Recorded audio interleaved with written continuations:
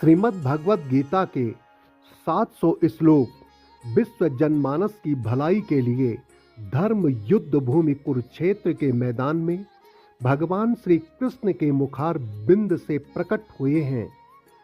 संपूर्ण मानवता की भलाई के लिए सर्वोत्तम मानवीय गुणों से ओतप्रोत यह 700 श्लोक ज्ञान, कर्म और भक्ति की एक ऐसी पावन पवित्र गंगा है जिसमें मनुष्य यदि मन, वचन, कर्म से डुबकी लगाकर इसकी शिक्षाओं और सिद्धांतों को अपने दैनिक, व्यवहारिक, पारिवारिक, सामाजिक और व्यवसायिक जीवन में यदि इन्हें उतारता है, इन्हें धारण करता है, तो वह अपने इस लोक और परलोक दोनों को ही सुधार देता है।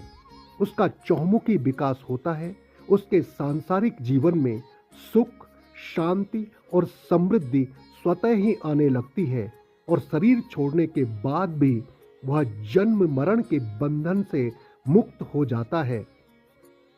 श्रीमद् भगवत गीता के प्रमुख रूप से 4 पात्रों का संवाद है, जिसमें राजा धृतराष्ट्र को युद्ध भूमि का आंखों देखा हाल संजय सुनाते हैं और युद्ध भूमि में मोह से ग्रसित अर्जुन के प्रश्नों का शंका समाधान भगवान श्री कृष्ण करते हैं।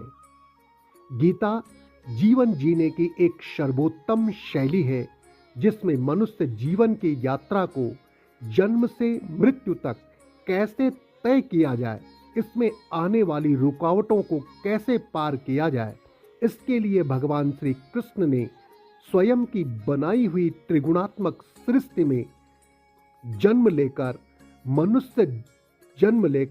मनुष्य जीवन में आने वाली परिस्थितियों और घटनाओं में काम, क्रोध, लोभ, मोह, अहंकार को कैसे नियंत्रण करके ज्ञान, कर्म और भक्ति योग के द्वारा कैसे मनुष्य जीवन के परम लक्ष्य मोक्ष को प्राप्त किया जा सकता है, इसकी शिक्षा भगवान ने गीता में दी है।